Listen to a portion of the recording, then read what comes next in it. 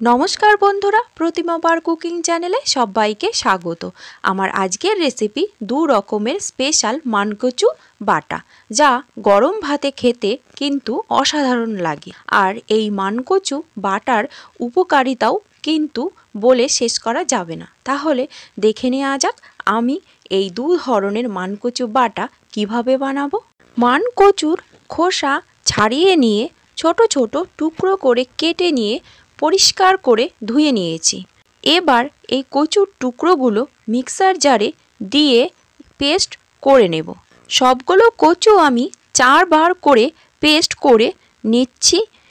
এবার এর মধ্যে কোনো জল দেব না, জল ছাড়াই কচুগুলি মিহি পেস্ট করে নিচ্ছি। পেস্ট করে নেওয়া হয়ে গেছে। এবার একটি বাটি নিয়ে নিয়েছি। এবার এর মধ্যে একটি স্ট্রেনার রেখে দিয়ে এর ওপরে একটি সুতির কাপড় দিয়ে দিচ্ছি। এবার কচুর পেস্ট এর মধ্যে ঢেলে নিচ্ছি ও চামচ দিয়ে এইভাবে চেপে চেপে দিচ্ছি। চামচ দিয়ে চেপে দিয়ে এবার কাপড়টাকে চারিদিক দিয়ে মুড়ে নিচ্ছি এইভাবে। এবার চাপ দিয়ে দিয়ে কচুর দুধ বের করে নিচ্ছি। দেখুন কচুর দুধ কিভাবে বের হচ্ছে। এইভাবে কচুর দুধ নিগড়ে বের করে নিতে হবে। খুব ভালো করে এই কাজটা করতে হবে, নইলে গলা ধরতে পারে। কচু খুব ভালো করে চিপে নেওয়া হয়ে গেছে। এবার একটি প্লেটের মধ্যে নামিয়ে নিচ্ছি। আর হ্যাঁ, আমার চ্যানেলে নতুন বন্ধু হলে চ্যানেলটি লাইক ও সাবস্ক্রাইব করে পাশে থাকা বেল আইকনটি প্রেস করে পাশে থাকার অনুরোধ রইল। দেখুন একদম পনিরের মতো দেখতে লাগছে। এবার সাইডে রেখে দিচ্ছি। এবার মিক্সার জারে দিয়ে দিচ্ছি স্বাদ অনুসারে কাঁচা লঙ্কা। আপনারা অবশ্যই আপনাদের টেস্ট অনুসারে কাঁচা লঙ্কা দেবেন। আর দিচ্ছি 1 চামচ কালো সর্ষে। এবার নারিকেলের টুকরো 2 মুঠো দিয়ে দিচ্ছি।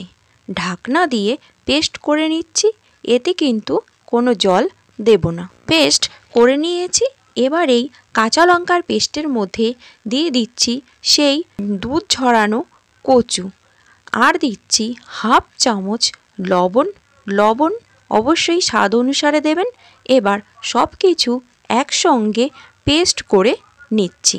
পেস্ট করে নিয়েছি। আর কি সুন্দর লাগছে দেখতে, দেখুন। এবার একটি প্লেটের মধ্যে এই কচুর পেস্ট ঢেলে নিচ্ছি। রেসিপিটি বাড়িতে বানিয়ে খেয়ে দেখবেন ও খেতে কীরকম হয়েছে আমাকে কমেন্টে জানাতে ভুলবেন না। এবার এই কচুর পেস্টটাকে 2 ভাগে ভাগ করে নিচ্ছি। 1 ভাগ আমি কাঁচা রাখবো, যা খেতে গরম ভাতে অসাধারণ লাগে। আর 1 ভাগ আমি ভেজে নেব। এবার এই ভাগে দিয়ে দিচ্ছি 1.5 চামচ মতো সর্ষের তেল দিয়ে কচু হাত দিয়ে ভালো করে মেখে নিচ্ছি। তৈরি হয়ে গেল 1 রকমের কচু বাটা। এবার কড়াইয়ে দিয়ে দিচ্ছি 2 থেকে 3 চামচ মতো সর্ষের তেল। তেল গরম করে নিয়ে এর মধ্যে দিয়ে দিচ্ছি একটি চেরা কাঁচা লঙ্কা ও 1/2 চা চামচ কালো জিরে দিয়ে নেড়ে চেড়ে নিয়ে দিয়ে দিচ্ছি কচুর অপর ভাগটি দিয়ে নেড়ে চেড়ে মিশিয়ে নিচ্ছি ও ভেজে নিচ্ছি মিডিয়াম হিটে 1 মিনিটের জন্য। ভেজে নেওয়া হয়ে গেছে। এবার নামিয়ে নিচ্ছি। তৈরি হয়ে গেল দারুণ স্বাদের স্পেশাল 2 রকমের মানকচু বাটা, যা গরম ভাতে খেতে দারুণ লাগে। আর রেসিপিটি যদি আপনাদের ভালো লাগে তাহলে একটি লাইক ও কমেন্ট করার অনুরোধ রইল।